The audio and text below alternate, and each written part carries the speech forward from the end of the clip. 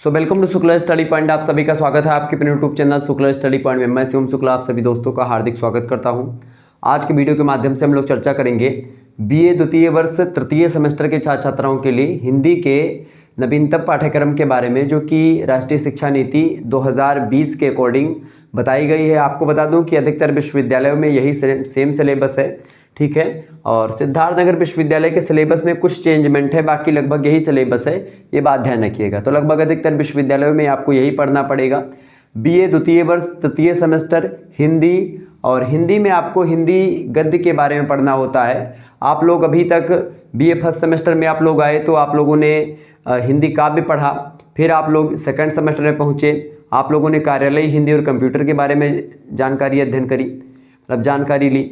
इसके अलावा आप लोग अब थर्ड सेमेस्टर में आ चुके हैं, तो थर्ड सेमेस्टर में आप लोगों को हिंदी गद्य के बारे में अध्ययन करेंगे। आपको बता दूं हिंदी गद्य में जैसे कहानी हो गई, रिपोर्टाज हो गया, डायरी हो गई, ये सब आपको पढ़ना है, निबंध हो गया, ठीक है। इसके अलावा नाटक, एकांकी, साक्षात्कार, बहुत सारी हिंदी की गद्य विधाएँ हैं, उनके बारे में आपको जानना पड़ेगा। हिंदी गद्य का विकास और उद्भव कैसे कैसे हुआ, इन चीज़ों को जानते हुए हम समस्त गद्य विधाओं का उद्भव और विकास कैसे हुआ और उनके कालखंड या कालक्रमानुसार हम लोग चर्चा करेंगे। और आपको बता दूं कि इसका ऑलरेडी तमाम प्रकार के क्लासेस अवेलेबल हैं यूट्यूब चैनल पर भी, और इसका कोर्स भी हमने लॉन्च किया था बीए थर्ड सेमेस्टर में। आपको बता दूं जो 2023 में अभी थर्ड सेमेस्टर में बच्चे थे, जो मतलब आपके जो सीनियर्स लोग थे अभी गए हैं, उनके लिए हमने व्यवस्था करी थी कोर्स की। और हिंदी में एक प्रकार से हिंदी के इतने सारे सिलेबस को मैंने 100 रुपये में कैटेगराइज करके वो कोर्स दिया था। बहुत सारे बच्चों ने उससे पढ़ाई करी, अच्छे अंक आए हैं उनके। तो वो सारी वीडियोज़ और वो जो PDF हैं जो हमने दी थी वो अभी भी हैं। कुछ क्लासेस लगभग हमने उसमें ली थी, लगभग 15 से 20 क्लासेस हमने ली थी, ठीक है। वो उनको प्राइवेट फॉर्म में मिली थी आप लोगों के, मतलब यूट्यूब पे वो अवेलेबल नहीं थी। बाकी यूट्यूब पे भी बहुत सारी वीडियोस हमारी बीए थर्ड सेमेस्टर की अवेलेबल हैं, तो आप उनको देख सकते हैं ऑलरेडी बिल्कुल फ्री में, कोई दिक्कत की बात नहीं है। तो और भी चीज़ें आगे मैं फ्री में पढ़ाता रहूँगा यूट्यूब पर। ऐसी बात नहीं कि मैं अगर कोर्स बना दिया तो फ्री में नहीं पढ़ाता हूँ। आप लोग देखते कोर्स बहुत कम ही, हम जल्दी ये सब करते नहीं, लेकिन कुछ विद्यार्थी ऐसे हैं हिंदी के जिन्होंने पर्सनली मेरे पास SMS किया है कि सर जी हिंदी थर्ड सेमेस्टर के को लेकर के आप जो कोर्स बता रहे थे उस कोर्स के बारे में कुछ जानकारी दें और सिलेबस कैसे कैसे डिस्कस किया जाता है इसके बारे में बताएं। तो आज के वीडियो के माध्यम से हम सिलेबस डिस्कस करेंगे कि क्या क्या आपको पढ़ना है, और जो नवीनतम पाठ्यक्रम है 2024-25 इन सभी में 2023 का सभी का सेम ही सिलेबस है, वही सिलेबस रहेगा, अभी बदलेगा नहीं, ठीक है। तो इसका संपूर्ण कोर्स जो है पूरा का पूरा जो यहाँ पर लिखा हुआ है, सभी से रिलेटेड आपको क्लासेस और PDF नोट्स जो होंगे वो आपको कोर्स में आपको मिलेंगे। कुछ PDF नोट्स अभी हैं, जैसे चैप्टर 10 या 11 तक आपको PDF नोट्स हैं, और जो है बहुत सारे जो क्वेश्चंस आंसर्स हैं उनके PDF नोट्स आपको मिल जाएंगे।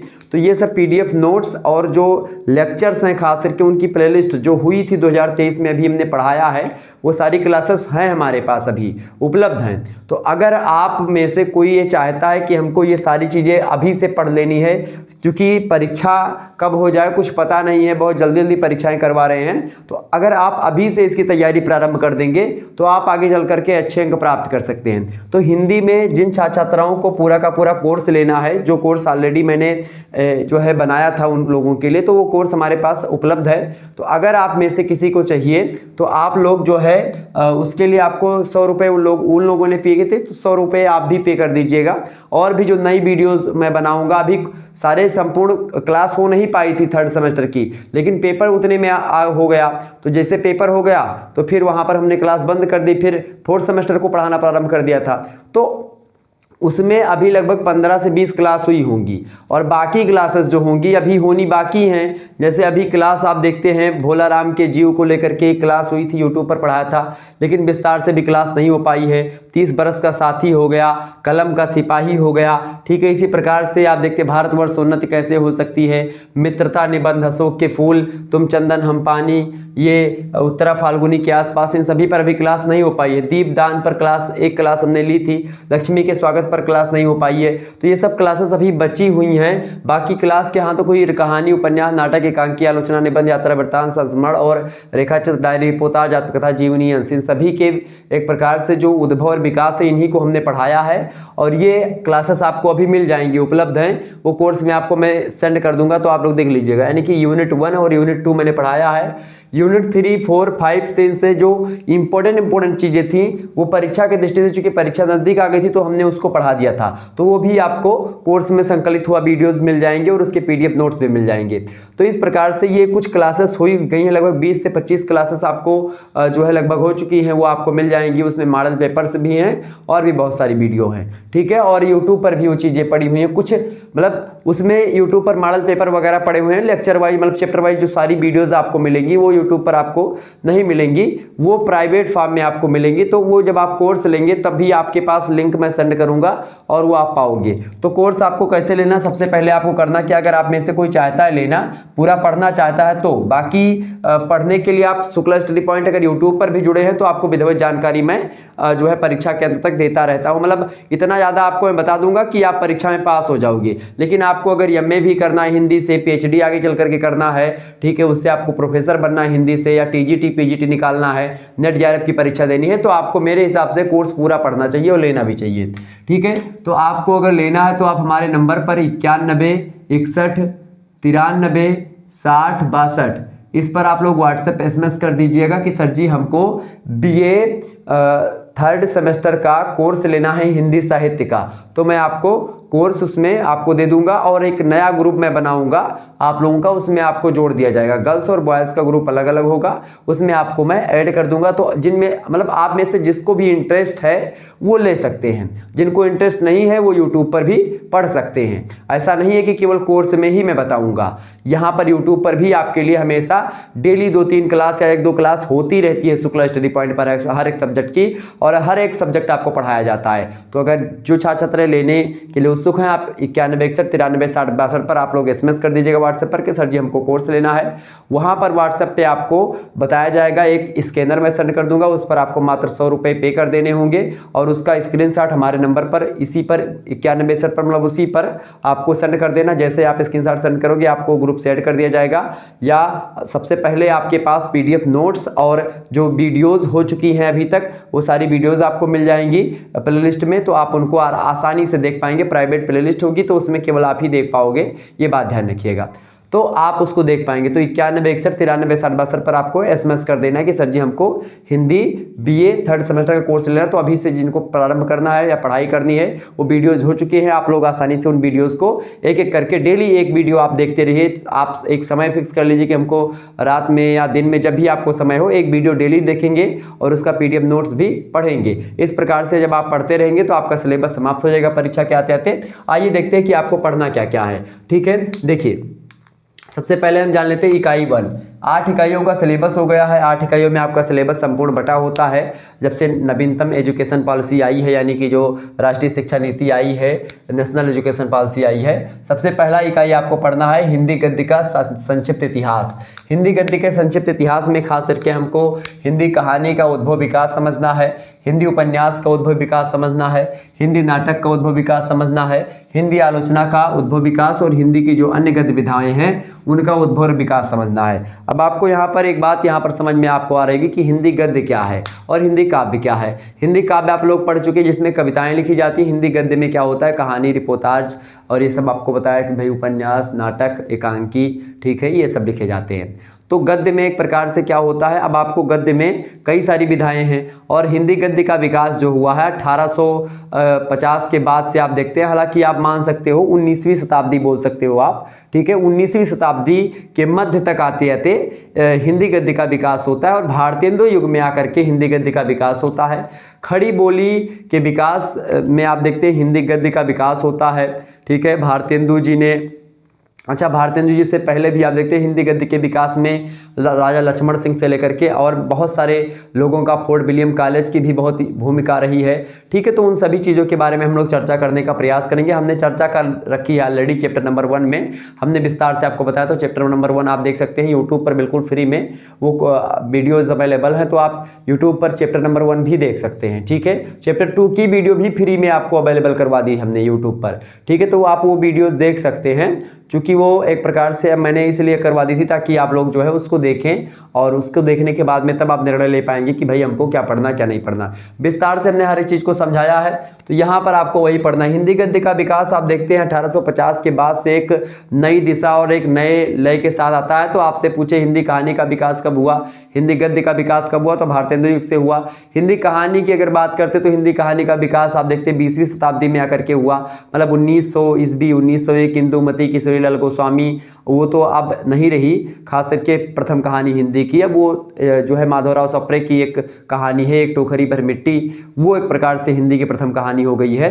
नवीन शोधों के अनुसार ये पता चला है, बहुत सारे विद्वानों ने शोध किया इस पर और उसके बाद में बताया। तो अगर ये सारी चीज़ें मैंने उसमें कहानी के विस्तार में, जब कहानी का हम इतिहास पढ़ रहे थे तो उसमें कौन सी पहली कहानी, फिर उसके बाद की कहानी कौन सी है, फिर रामचंद्र शुक्ला जी ने किस प्रकार से कहानियों का विवरण दिया है, पहली कहानी, दूसरी कहानी, तीसरी कहानी, ठीक है, सारी चीज़ों के बारे में हमने उसमें बताया। तो ये आपको पढ़ना है। दूसरी इकाई में आपको क्या पढ़ना है, दूसरी इकाई में हिंदी गद्य की महत्वपूर्ण विधाओं का संक्षिप्त परिचय आपको जान लेना है। यहाँ पर संक्षिप्त इतिहास जान लेना था कि भाई हिंदी कहानी में सबसे पहली कहानी कौन सी, मतलब हिंदी कहानी का इतिहास, उद्भव कैसे हुआ, हिंदी उपन्यास का उद्भव और विकास कैसे हुआ, ठीक है। अच्छा, इन सभी में जब हम हिंदी कहानी का विकास देखेंगे तो कहानी सम्राट कहा जाता है, उपन्यास सम्राट कहा जाता है किसको, मुंशी प्रेमचंद जी को। तो मुंशी प्रेमचंद जी से पूर्व की कहानियाँ, मुंशी प्रेमचंद युग की कहानियाँ और मुंशी प्रेमचंद उत्तर कहानियाँ, मतलब मुंशी प्रेमचंद के बाद वाली कहानियाँ, इन सभी के बारे में पढ़ते हैं। इसी प्रकार से मुंशी प्रेमचंद पूर्व उपन्यास, मुंशी प्रेमचंद युगीन उपन्यास और मुंशी प्रेमचंदोत्तर उपन्यास, फिर उसके बाद में आप देखते हैं कि समकालीन उपन्यास या तमाम प्रकार के उपन्यास की कैटेगराइजेशन होती है। तो उन सभी चीज़ों के बारे में हमने ऑलरेडी चर्चा करी हुई है। तो कुल मिलाकर के आप यहाँ पर सारी चीज़ों को जान पाएंगे वीडियोज़ में ऑलरेडी, और जो है PDF नोट्स में आपको ऑलरेडी विस्तार से उसमें बताया गया है, तो ये आपके समझ में आ जाएगा। हिंदी गद्य की यहाँ पर महत्वपूर्ण जो विधाएं हैं उनका संक्षिप्त परिचय, मतलब कहानी किसे कहते हैं, यहाँ पर आपको क्या समझना है। अच्छा, सारी चीज़ें हमने बता रखी है, जैसे हिंदी कहानी का उद्भव पहले समझा, फिर विकास समझा, फिर कहानी किसे कहते हैं और विभिन्न कालक्रमों में कहानी का क्या क्या दृश्य रहा है। तो हिंदी कहानी, हिंदी उपन्यास किसे कहते हैं, नाटक क्या है, एकांकी क्या है, आलोचना क्या है, निबंध क्या है, यात्रा वृत्तांत क्या है, संस्मरण क्या है, रेखा चित्र क्या है, डायरी क्या है, रिपोर्टाज क्या है, आत्मकथा क्या है, जीवनी क्या है और व्यंग क्या है। इन सभी के बारे में आपको, इन सभी की परिभाषा, इन सभी की विशेषताओं, इन सभी से प्रश्न आते हैं। खास करके अति लघु उत्तरीय में प्रश्न आपसे यहाँ से पूछा जाएगा संस्मरण वगैरह को लेकर के, और ऑब्जेक्टिव में जो प्रश्न पूछा जाएगा, आपके पाठ्यक्रम में कौन सी डायरी संकलित है, आपके पाठ्यक्रम में रिपोर्टाज कौन संकलित है, सबसे पुराना या सबसे प्रमुख रिपोर्टाज कौन सा है, फलाने का रिपोर्टाज या फलाने का संस्मरण कौन सा है। इस प्रकार से आपसे प्रश्न पूछता है ऑब्जेक्टिव में। तो ऑब्जेक्टिव मॉडल पेपर और लिखित मॉडल पेपर, महासंग्राम वीडियो, सारी वीडियोज़ आपको वहाँ पर प्लेलिस्ट में आपको ऑलरेडी मिल जाएंगी।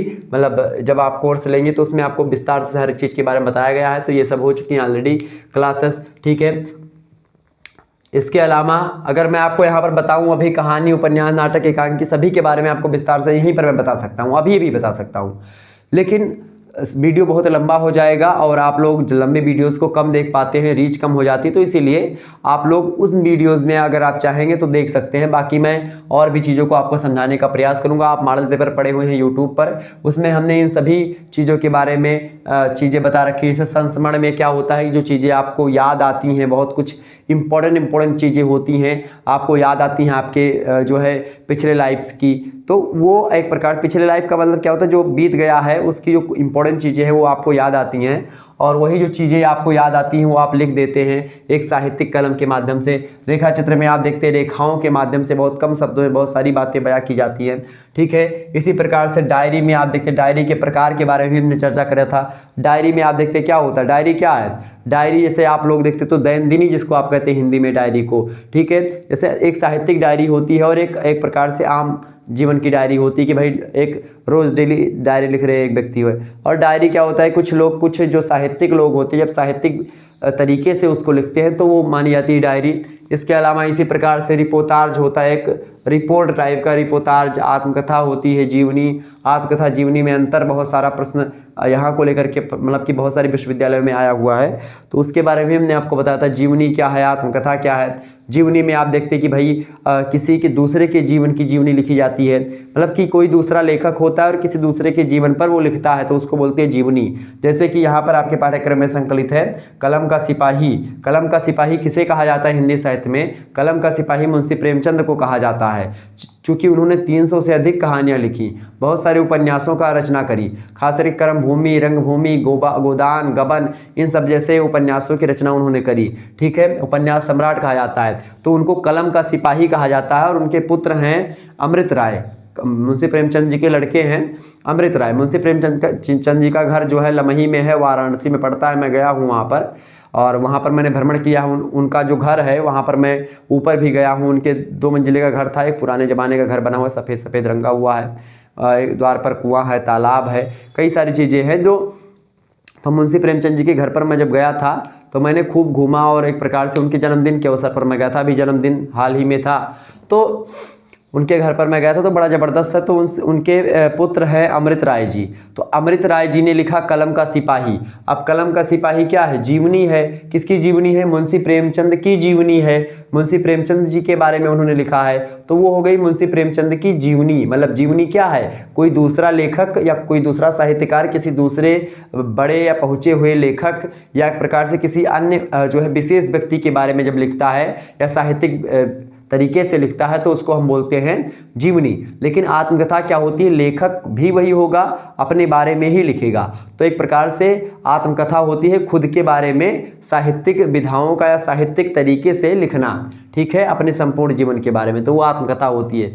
व्यंग आप भोला राम का जीव देखते हैं हरिशंकर परसाई जी का, बड़ा ज़बरदस्त है। भोला राम के जीव के बारे में मैंने पूरी कहानी आपको बताई थी। एक छोटी सी कहानी कि भाई एक भोला राम जी होते हैं, वो सरकारी नौकरी करते हैं और उनका पेंशन वगैरह कुछ तनख्वाह रुक जाती है तो उसी फाइलों में दबी रह जाती, तो वो दौड़ दौड़ करके जाते हैं और एक प्रकार से उनकी सैलरी वगैरह जो कुछ फंसी होती है नहीं मिल पाती है। और उसके बाद में क्या होता है, वो मर जाते हैं उसी में, और मरने के बाद में उनका जीव जो होता है हम लोग तक नहीं पहुंचता। तो यमराज चित्रगुप्त से कहते हैं कि भाई जा करके देखो पृथ्वी पर की क्या क्या चीज़ें, मतलब भोला राम कहाँ रह गए। तो भोला राम के जीव को ढूंढने हुए यमराज के दूत आते हैं, नहीं पाते हैं। चित्रगुप्त पूरी डायरी खोल करके देखते नहीं मिलता है। तब तक नारद जी पहुँचते हैं, नारायण करते महती नामक बेड़ा को बजाते हुए नारद जी पहुँचते हैं, पूछते क्या बात है। नारद जी कहते ठीक है मैं जाता हूँ पृथ्वी पर, उनसे भोला राम के जीव को ढूंढ करके लाता हूँ। वो आते हैं भोला राम के जीव को ढूंढने के लिए और फिर ढूंढते उनके घर पर जाते, सारी चीज़ें प्रोसेस होता है, तो उसी में कहानी थोड़ा सा अपना विराट रूप लेती बढ़ती है। तो यहाँ पर एक प्रकार से नारद जी जाते हैं अंदर, तो जब ऑफिस में पहुँचते हैं तो बड़े साहब कहते हैं कि भाई ऐसे काम नहीं चलता है, कुछ आपको नगद नारायण करना पड़ेगा, मतलब कुछ रिश्वत देनी पड़ेगी। तो इस प्रकार से सरकारी दफ्तरों पर व्यंग किया गया है भोला राम के जीव कहानी के माध्यम से। कहानी भी है और व्यंग भी है, एक कहानी के रूप में एक व्यंग है हरिशंकर परसाई का, ठीक है, ये बात आप ध्यान रखिएगा। तो उसमें जब नारद जी जाते हैं अंदर तो नारद जी से कहते हैं कि भाई वो जो बड़ा अफसर होता है कहता है कि ठीक है तेरे पास पैसे अगर नहीं है तो तू बीड़ा दे दे, और बीड़ा देगा तब फिर उसकी फाइल खुलेगी। फाइल वगैरह खोलते हैं, फिर जाते जब अंदर वो नारद जी फाइल वगैरह खोलने के लिए, तो वो फाइल वगैरह चेक वही कर रहे होते हैं, तब तक वहाँ से आवाज़ आती है कुछ, मतलब ये भोला राम के जीव टाइप की या भोला राम का ये, तो तब तक वो बोलता है उसी से कि भाई मैं यहीं पर हूँ। तो अच्छा भोला राम तुम कौन हो? भोला राम का जीव बोल रहा हूँ मैं। ऐसे वहाँ से मतलब कहानी में है, बड़ा ज़बरदस्त कहानी है, मैं पढ़ाया हुआ हूँ, तो आप लोग देखिएगा उसको। मैं फिर से एक बार पढ़ाऊँगा अभी इसको, चूँकि मैंने अच्छे तरीके से नहीं पढ़ाया था उसको, बस उसे एग्जाम पॉइंट ऑफ व्यू से पढ़ाया था। बाकी मैं भोला राम के जीव की कहानी को विस्तार से आपको समझाने वाला हूँ, ठीक है, तो ये बात ध्यान रखिएगा। तो इस प्रकार से हम चर्चा करेंगे, पूरा विस्तार से जानेंगे। फिर भोला राम का जीव, मतलब एक विडंबना, एक सरकारी दफ्तर पर तंज कसा गया है। इसके बाद में वो कहानी होती है, कहानी आप सभी लोग जानते हैं, जो 20 मिनट में पढ़ करके आप ख़त्म कर दे वो कहानी है। एक प्रकार से एक छोटी सी घटना जीवन की वो कहानी है। तो इसी प्रकार से उपन्यास जो होता है कहानी का बड़ा भाग होता है। कहानी में जो तत्व होते हैं कहानी कला के, वो उपन्यास कला के भी तत्व होते हैं। तो ये सब पूछा जाता है, कहानी के तत्व, उपन्यास के तत्व, नाटक के तत्व, एकांकी के तत्व। नाटक में कई एक प्रकार से अंक होते हैं, लेकिन एक अंक वाले नाटक को हम एकांकी कहते हैं। एकांकी में एक नाटक जरूर, मतलब एक अंक जरूर होता है, लेकिन दृश्य कई हो सकते हैं, ये बात ध्यान रखिएगा। इसी प्रकार से निबंध बंधन मुक्त होकर के लिखना, यात्रा वृत्तांत यात्रा करते हुए एक प्रकार से उस पर साहित्यिक शैली का प्रयोग करते हुए लिखना, इसी प्रकार से ये सब है, ठीक है। चर्चा करेंगे हम इन पर, विस्तार से जानेंगे। हालांकि मैं चर्चा कर चुका हूं, तो आप वहां पर कोर्स में आपको मिल जाएगी सारी चीज़ें। इसके अलावा इकाई 3 में हम लोग क्या चर्चा करेंगे, इकाई 3 में हम जो है आपको क्या पढ़ना है, इकाई 3 में हिंदी उपन्यास के बारे में पढ़ना है। अब हिंदी उपन्यास में आपके पाठ्यक्रम में कौन सा उपन्यास संकलित है, झांसी की रानी उपन्यास संकलित है। यूट्यूब पर मैंने इसको पढ़ा रखा है, आप लोग देख लीजिएगा। झांसी की रानी उपन्यास एक प्रकार से लिखा है वृंदावन लाल वर्मा जी ने, यह आपके पाठ्यक्रम में संकलित है। विद्यार्थी संस्करण वाला जो है वही आपको लेना है। हालांकि इसके बारे में मैं आपको बता दूं, वृंदावन लाल वर्मा। अच्छा, झांसी की रानी उपन्यास में पात्र और यही सब पूछा जाएगा आपसे, पात्र और झांसी की रानी मुख्य पात्र में ही है, ठीक है। तो यही सब आपसे पूछा जाता है, इसकी विशेषताएं और इसकी कला के तत्व, मतलब इसका मूल्यांकन कीजिए ऐसे। तो मैंने एक प्रश्न के हिसाब से आपको इसको हिंदी उपन्यास में इसको यूट्यूब पर ही पढ़ा दिया, तो आप लोग देख सकते हैं, यूट्यूब पर ही बिल्कुल फ्री में अवेलेबल है। इकाई 4 की अगर बात की जाए तो इकाई 4 में हिंदी कहानी की अगर बात की जाए तो हिंदी कहानियों में आपको पंच परमेश्वर कहानी पढ़नी है, मुंशी प्रेमचंद की कहानी। आपने बचपन में इस कहानी को पढ़ा होगा। अलगू चौधरी, झुम्मन मियाँ और उनकी खाला रहती है। मुख्य रूप से इन्हीं 3 केंद्रों मतलब 3 पात्रों के इर्द गिर्द कहानी पूरी घूमती रहती है, तो इसके बारे में चर्चा करेंगे। पंच परमेश्वर कहानी पर मैं चर्चा कर चुका हूँ ऑलरेडी। पाजेब कहानी है जैनेन्द्र कुमार की, इस पर भी चर्चा कर चुका हूँ। पाजेब मतलब जो पाँव में पहनी जाती है, ठीक है। तो पाजेब कहानी के बारे में चर्चा करेंगे। इसके बारे में गैंग्रीन कहानी, जिसको रोज कहानी पहले कहा जाता था, ये सच्चिदानंद हीरानंदवास सेन अज्ञे की है। गैंग्रीन कहानी एक प्रकार से, चूंकि अज्ञे पर आप देखते हैं मनोविश्लेषणवाद का प्रभाव है। मनोविश्लेषणवाद जो है उसके प्रणेता हैं सिगमंड फ्रायड, विद्वान है, पाश्चात्य विद्वान है। तो उन्होंने मनोविश्लेषणवाद दिया है। तो एक प्रकार से मनोविश्लेषणवाद का प्रभाव प्रयोगवाद पर आप देखिएगा, प्रयोगवाद पर आपको अधिकतर मिलेगा, चाहे अज्ञे हो या फिर अज्ञे के जो समकालीन कवि वगैरह रहे लेखक उन पर। तो गैंग्रीन कहानी उन्हीं एक प्रकार से, एक रोज कहानी नाम है इसका, गैंग्रीन कहानी है, ठीक है। तो एक महिला होती है, एक पति होती है, तो मतलब पति पत्नी होते हैं और उनके यहाँ पर एक मित्र आता है। तो पत्नी का जो जीवन है, एक स्त्री के जीवन के प्रति, एक स्त्री का जीवन किस प्रकार से घर में रह कर किस प्रकार से बीतता है, तो वो सारी चीज़ें हैं। इसके अलावा पर्दा कहानी यशपाल की, इसको पढ़ेंगे हम लोग। इसके अलावा पर्दा समाज में जो पर्दा होता है, पर्दे कई प्रकार के पर्दों का यहाँ पर जिक्र किया गया, तो उसके बारे में हम चर्चा करेंगे। अभी इस पर कहानी पर चर्चा नहीं हुई है, ठीक है। तीसरी कसम उर्फ मारे गए गुलफाम, तीसरी कसम इस कहानी का दूसरा नाम है मारे गए गुलफाम, ठीक है। तीसरी कसम कहानी फणीश्वरनाथ रेणु की है।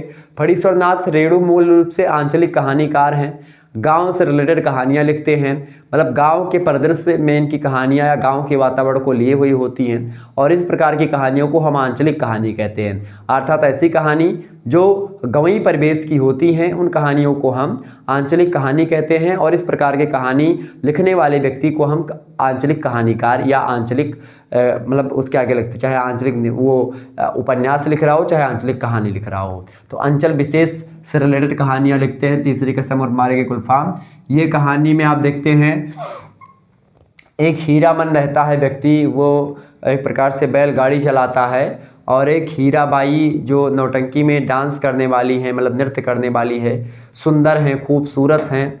और एक पहली बार जब ये एक प्रकार से जो हीरामन है, ये 3 कस्में खाता है अपनी बैलगाड़ी को लेकर के कि भाई अब बांस नहीं ला दूंगा, अब चोरी का माल नहीं ला दूंगा।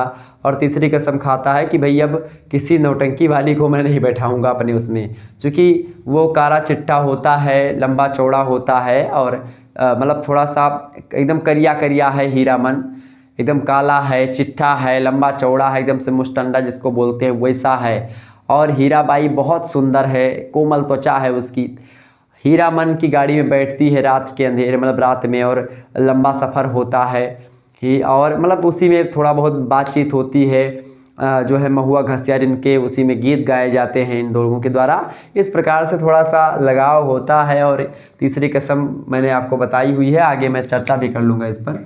इसके अलावा अगली कहानी है पिता कहानी। पिता कहानी है ज्ञान रंजन की, इसके बारे में भी हम चर्चा कर लेंगे। तो इस प्रकार से पंच परमेश्वर, पाजेब, गैंग्रीन, पर्दा, तीसरी कसम और पिता, ये एक प्रकार से 1, 2, 3, 4, 5 और 6 कहानियाँ आपके पाठ्यक्रम में संकलित हैं। इन 6 कहानियों के बारे में आपको विस्तार समझा दूंगा। इसके अलावा कुछ लगभग 4-5 कहानियों के बारे में मैं ऑलरेडी बता चुका हूँ, और कुछ कहानियाँ हैं जो कि बची हुई हैं। आगे देखिएगा, इकाई नंबर 5 में आपको क्या पढ़ना है। इकाई 5 में हिंदी नाटक और हिंदी एकांकी के बारे में पढ़ना है। अच्छा, हिंदी नाटकों में क्या आपके पाठ्यक्रम में संकलित है? नाटक में आपका ध्रुव स्वामिनी नाटक संकलित है, जो कि जयशंकर प्रसाद के द्वारा लिखा गया है। ध्रुव स्वामिनी नाटक जो है ऐतिहासिक नाटक, और खास करके जयशंकर प्रसाद जो हैं वो ऐतिहासिक नाटककार हैं, ऐतिहासिक कहानीकार भी हैं। इनके नाटक और इनके कहानियाँ ऐतिहासिक धरातल पर आधारित हैं। ऐतिहासिक चीज़ों को एक प्रकार से ये साहित्यिक शैली में लाते हैं। और ध्रुव श्रावणी नाटक इन्होंने लिखा, बहुत ज़बरदस्त नाटक है, ध्रुव श्रावणी पर मुख्य रूप से केंद्रित है। इस पर मैं चर्चा कर चुका हूँ, इस नाटक के बारे में ऑलरेडी यूट्यूब पर ही वीडियो है, आप देख सकते हैं। इसके अलावा एकांकी की बात की तो एकांकी में आपका दीपदान एकांकी संकलित है। दीपदान जो है डॉक्टर राम कुमार वर्मा जी के द्वारा लिखी गई एकांकी है, इसके बारे में हम चर्चा करेंगे। और लक्ष्मी का स्वागत एकांकी है, उपेंद्र नाथ अस्क के द्वारा लिखी गई है। तो ये दो एकांकियाँ आपको पढ़नी है, ठीक है। ये बात ध्यान, चाहे लक्ष्मी का स्वागत और चाहे राम कुमार वर्मा की एक प्रकार से दीपदान, इन दोनों में से एक ही प्रश्न आता है, या फिर जब प्रश्न में पूछा जाएगा तो अथवा करके पूछा जाएगा। तो इन्हीं दोनों एकांकियों के बारे में हमें दोनों के एकांकियों के बारे में पढ़ना है, ठीक है। ये बात ध्यान रखिएगा। तो इस प्रकार से हमको ये एकांकी और नाटक पढ़ना है। इसके बाद में हमको क्या पढ़ना है, इकाई नंबर 6 में हम लोगों को हिंदी निबंध के बारे में पढ़ना है। हिंदी निबंध में भारतवर्षोन्नति कैसे हो सकती है, लिखा है इसको भारतेंदु हरिश्चंद्र जी ने, बड़ा ज़बरदस्त निबंध है। भारतवर्षोन्नति कैसे हो सकती, भारतवर्ष की उन्नति कैसे हो सकती, इसको लेकर के इन्होंने बताया उसमें, ठीक है। इसके अलावा मित्रता निबंध है आचार्य रामचंद्र शुक्ल जी का। आचार्य रामचंद्र शुक्ल जी की जो सबसे ज़बरदस्त मित्रता को लेकर के, मित्रता की एक समझ अगर आपको अपने अंदर विकसित करनी है कि मित्र क्या होते हैं और मित्र के क्या भाव होते हैं, मित्र के प्रति किस प्रकार के भाव रखने चाहिए, या अच्छे मित्र और बुरे मित्र में पहचान करने के लिए आप मित्रता निबंध पढ़ सकते हैं शुक्ला जी का। इसके अलावा अशोक के फूल निबंध है आचार्य हजारी प्रसाद द्विवेदी जी का। आचार्य हजारी प्रसाद द्विवेदी जी की बात की तो अशोक के फूल निबंध है इनका, बहुत ज़बरदस्त निबंध है, तो इसको भी आपको मैं पढ़ाऊंगा। मित्रता निबंध पढ़ना है हम लोगों को, भारतवर्षोन्नति कैसे हो सकती है, इन सभी को डिटेल में वेल डिटेल तरीके से, एकदम से धुआंधार तरीके से हम लोग पढ़ाने वाले हैं। इसके अलावा उत्तरा फाल्गुनी के आसपास, उत्तरा फाल्गुनी के आसपास भी एक निबंध है, कुबेर नाथ राय जी का है, इसके बारे में भी हम चर्चा करेंगे। इसके अलावा तुम चंदन हम पानी, प्रभु जी तुम चंदन हम पानी, ये भी एक निबंध है, डॉक्टर विद्यानिवास मिश्र जी का है, इसके बारे में भी चर्चा करेंगे। यानी एक निबंध, दो निबंध, तीन निबंध, चार निबंध और पांच निबंध, 1, 2, 3, 4 और 5 निबंध आपके पाठ्यक्रम में संकलित है। अशोक के फूल, मित्रता, भारतवर्षोन्नति कैसे हो सकती है, उत्तरा फाल्गुनी के आसपास, और प्रभु जी तुम चंदन हम पानी, या तुम चंदन हम पानी, ये 5 निबंध हैं जो कि आपको पढ़ने हैं। इसके बाद में हम लोगों को क्या पढ़ना है भाई, इसके बाद में हम लोग चर्चा करेंगे अन्य गद्य विधाओं के बारे में। अन्य गद्य विधाओं में प्रथम खंड और द्वितीय खंड, ये 2 खंड हैं। अच्छा, प्रथम खंड में अन्य गद्य विधाओं में जैसे आप देखते हैं रेखा चित्र आ गया। अब रेखा चित्र में आपको गिल्लू रेखा चित्र पढ़ना है। गिल्लू एक जो गिलहरी का बच्चा होता है उसको गिल्लू नाम दिया गया है यहाँ पर, और उसी बच्चे पर एक प्रकार से रेखा चित्र लिखा है महादेवी वर्मा जी ने। छायावाद की एक प्रकार से, छायावाद जो काव्य में है, चूँकि महादेवी वर्मा जी की बात की जाए, भारतेंदु जी की बात की जाए, और कहाँ गए ये जयशंकर प्रसाद जी की बात की जाए, अज्ञे की बात की जाए, ये सब ऐसे विद्वान हैं जो कि एक प्रकार से काव्य भी लिखा है इन्होंने और गद्य भी लिखा है, मतलब गद्य में भी लेखन लिखा है और काव्य में भी लिखा है। तो इसी प्रकार से महादेवी जी जो हैं वो एक प्रकार से काव्य में भी मतलब एक कवित्री भी हैं और एक लेखिका भी हैं, ठीक है। कवित्री मतलब कविता करने वाली, ठीक है, और लेखिका मतलब होता है जैसे कहानी, रेखा चित्र, रिपोर्टाज लेखन करने वाली, ठीक है। ये बात है, लेखिका मतलब होता है, लेखिका में दोनों शामिल हो गया, काव्य भी शामिल हो गया और वो भी शामिल हो गया गद्य, लेकिन लेखिका प्रायः गद्य वालों के लिए ज़्यादा बेटर होता है, ठीक है। ये बात ध्यान रखिएगा। तो गिल्लू महादेवी वर्मा का रेखा चित्र है, इसको पढ़ना है। संस्मरण में आपके पाठ्यक्रम में संकलित है 30 बरस का साथी, डॉक्टर रामविलास शर्मा के द्वारा लिखा गया है, इसको हम लोगों को पढ़ लेना है। इसके बाद में हम लोग आगे पढ़ेंगे जीवनी अंश में हम पढ़ेंगे कलम का सिपाही। कलम का सिपाही जो है मुंशी प्रेमचंद से रिलेटेड है, अमृत राय उनके पुत्र हैं, उन्होंने ही लिखा है, इसके बारे में हम चर्चा करेंगे। इसके अलावा आपके पाठ्यक्रम में रिपोर्टाज संकलित है ऋण जल धन जल। ऋण जल धन जल रिपोर्टाज विधा की रचना है। ऑब्जेक्टिव में तो यही प्रश्न पूछेगा कि ऋण जल धन जल किस विधा की रचना है, तो आप बताओगे रिपोर्टाज। आपसे पूछेगा गिल्लू किस विधा की रचना, तो आप बताओगे रेखा चित्र। आपसे पूछेगा 30 बरस का साथी किस विधा की रचना, तो आप बताओगे कि कि वो संस्मरण है। तो इस प्रकार से ऐसे बहुत सारे प्रश्न ऑब्जेक्टिव में आपसे बने हुए हैं। ऑब्जेक्टिव मॉडल पेपर और विभिन्न विश्वविद्यालयों के जो क्वेश्चन पेपर है Shukla study point YouTube channel पर ऑलरेडी हमने उस पर सॉल्व करवा दिया है। अधिकतर विश्वविद्यालयों के क्वेश्चन पेपर को उस पर सॉल्व करवाया हमने, तो आप देख सकते हैं ऑलरेडी, ठीक है। और बाकी मॉडल पेपर भी पड़े हुए हैं तो आप आसानी से देख पाएंगे। इसके अलावा हम लोगों को पढ़ना है व्यंग में। व्यंग में हमको क्या पढ़ना है, भोला राम का जीव पढ़ना है। भोला राम के जीव को लिखा है हरिशंकर प्रसाई जी ने, ठीक है। हरिशंकर प्रसाई जी व्यंगकार हैं, बड़े जबरदस्त व्यंगकार हैं। तो भोला राम का जीव एक कहानी के रूप में एक व्यंग है, भोला राम जीव, मैंने आपको शुरुआत में ही बताया। तो इसके बारे में हमको पढ़ना है। इसके बाद में हम आगे बढ़ेंगे और आगे अन्य गद्य विधाओं में हमको क्या पढ़ना है, अन्य गद्य विधाओं में हमको द्वितीय खंड में यात्रा वृत्तांत पढ़ना है। यात्रा वृत्तांत में क्या संकलित है, अच्छा यात्रा वृत्तांत के सरदार कहे जाते हैं। यात्रा वृत्तांत, बहुत ज़्यादा यात्रा वृत्तांत लिखने वाले जो एक प्रकार से लेखक है उनका नाम है पंडित राहुल शंकरत्यायन। तो यात्रा या अथातो घुमक्कड़ जिज्ञासा की बात की जाए तो यात्रा वृत्तांत में मेरी तिब्बत यात्रा जो है एक यात्रा वृत्तांत है पंडित राहुल शंकरत्यायन जी का, इनके बारे में आपको पढ़ना है, ठीक है। तो मतलब राहुल शंकरत्यायन जी से भी प्रश्न आते हैं और मेरी तिब्बत यात्रा से भी प्रश्न आएंगे, तो दोनों को समाहित करते हुए हम पढ़ेंगे। मतलब राहुल शंकरत्यायन जी का परिचय समझेंगे पहले, साहित्यिक परिचय, किन किन क्षेत्रों में योगदान दिया उन्होंने, और मेरी तिब्बत यात्रा में क्या क्या चीज़ें बताई गई हैं उसके बारे में। फिर उसके अंदर डायरी में आपको क्या पढ़ना है, एक लेखक की डायरी पढ़नी है। एक लेखक की डायरी का लेखन किया है मुक्तिबोध ने, गजानन माधव मुक्तिबोध इनका पूरा नाम है। तो एक लेखक की डायरी हम पढ़ेंगे, मुक्तिबोध की रचना है डायरी, ठीक है, ये बात ध्यान रखिएगा। इसके अलावा इंटरव्यू विधा की यानी साक्षात्कार जिसको आप कहते हैं, ठीक है, इसमें मैं इनसे मिला, श्री सूर्यकांत त्रिपाठी जी से, निराला जी से मिले थे कौन, पदम सिंह शर्मा कमलेश मिले थे। पदम सिंह शर्मा कमलेश सूर्यकांत त्रिपाठी निराला जी से मिले थे और उसी मिलन को एक प्रकार से उन्होंने इंटरव्यू, चूंकि इंटरव्यू में आप आजकल के इंटरव्यू क्या होते हैं कि भाई मैक लिया और पहुंच गए, तुरंत रिकॉर्ड कर लिया, वो हो गया इंटरव्यू। लेकिन पहले इंटरव्यू होता था, लोग एक प्रकार से पूछते थे, मिलते थे, तो उनके विचारों को, भावों को लिखते थे, तो उसको बोलते थे साक्षात्कार या इंटरव्यू। तो इंटरव्यू में आपको पढ़ना है, मैं इनसे मिला, श्री सूर्यकांत त्रिपाठी निराला, ये आपके उसका नाम है और लिखा इसको है पदम सिंह शर्मा कमलेश ने। मतलब ये एक प्रकार से जो इंटरव्यू विधा है इसको लिखा है पदम सिंह शर्मा कमलेश ने। पदम सिंह शर्मा कमलेश जी मिले थे सूर्यकांत त्रिपाठी निराला जी से, ठीक है, ये बात ध्यान रखिएगा। और लास्ट में आपको पढ़ना है, जो लास्ट की इकाई आत्मकथा अंश में आपको क्या पढ़ना है, आत्मकथा अंश में आपको जूठन पढ़ना है। जूठन जो है एक प्रकार से दलित विमर्श की रचना है, दलित विमर्श का एक आत्मकथा अंश है। आपको बता दूं इसके लेखक है ओम प्रकाश वाल्मीकि जी। तो ओम प्रकाश वाल्मीकि जी इसके लेखक हैं और जूठन ये जो है स्त्री, मतलब ये दलित विमर्श की रचना है, ये बात ध्यान रखिएगा। तो आत्मकथांश में हम लोगों को ये पढ़ना है। तो इस प्रकार से हिंदी साहित्य का कुछ इतिहास था हिंदी गद्य में जो आपको बीए तृतीय सेमेस्टर में आपको पढ़ना था। मैंने आपको बताया कि भाई क्या क्या पढ़ना है और किस तरीके से हम लोग जानेंगे, ठीक है। इनमें से अधिकतर क्लासेस जो है वो मतलब ऊपर वाली जो ये सारी क्लासेस है ये लगभग हो चुकी हैं, इन सभी के नोट्स भी आपको मिल जाएंगे और बाकी जो चीज़ें हैं उनकी कुछ वीडियोस जो है यूट्यूब पर भी आपको मिल जाएंगी। मतलब इनमें से जो इंपॉर्टेंट है वो आपको यूट्यूब पर मिल जाएंगी, जिनसे प्रश्न पूछे जाते हैं और पूछे भी गए हैं वो भी आपको मिल जाएंगी। और मॉडल पेपर आपको यूट्यूब पर मिल जाएंगे, ऑब्जेक्टिव के भी, लिखित के भी, विभिन्न विश्वविद्यालयों के जो क्वेश्चन पेपर है उनको सॉल्व करवा यूट्यूब पर बिल्कुल फ्री में मिल जाएंगे, तो आप वहीं से उसको देख सकते हैं। अगर आपको लगता है, अगर आपको कोई फोर्स और कोई ये दबाव नहीं कि आपको पढ़ना ही है यहाँ पर तभी आप पास होंगे, तभी आपको भवसागर से नैया मिलेगी, नहीं, आप बीए वैसे भी पास कर सकते हैं केवल यूट्यूब पर हमसे पढ़ करके भी। और अगर आप चाहें, आपको ज़्यादा जानकारी ग्रहण करनी है, पूरा का पूरा एकदम से कंठस्थ करना है, अच्छे से पढ़ना है, टॉप करना है यूनिवर्सिटी में, या एक प्रकार से आपको एमए करना है, बीएचयू जेएनयू या सीयूटी का जो एग्ज़ाम होता है उसमें आपको हिंदी से एक प्रकार से आगे बढ़ना है, तो ये जानकारी उसके लिए बहुत बेस्ट है। टीजीटी, पीजीटी या इसके अलावा नेट, जीआरएफ, इन सभी की परीक्षाओं की दृष्टि से ये सारी चीज़ें आपको पढ़ लेना बहुत इंपॉर्टेंट है।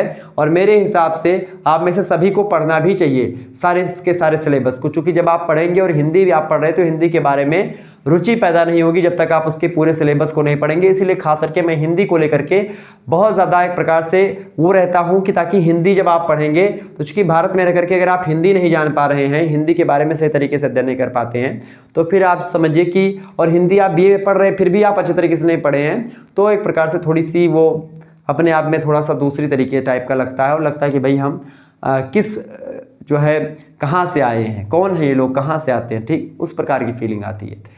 तो ये सब आपको पढ़ना है। अगर आपको पढ़ना है, कोर्स ऑलरेडी अवेलेबल है हमारे पास, लगभग 15-20 वीडियो अवेलेबल हैं, चैप्टर 15 या 10-12 चैप्टर 15 चैप्टर अवेलेबल हैं, बाकी और मॉडल पेपर अवेलेबल हैं, और भी चीज़ें अवेलेबल है। जो महासंग्राम वगैरह वीडियो थी, मतलब महामैराथन क्लासेस थी, वो भी अवेलेबल है। तो संपूर्ण कोर्स अगर आपको लेना है 2024 के लिए बहुत ही इंपॉर्टेंट है, तो आप ले सकते हैं। हमारे 91 61 93 60 62 पर आप लोगों को व्हाट्सएप पे SMS कर देना, ठीक है।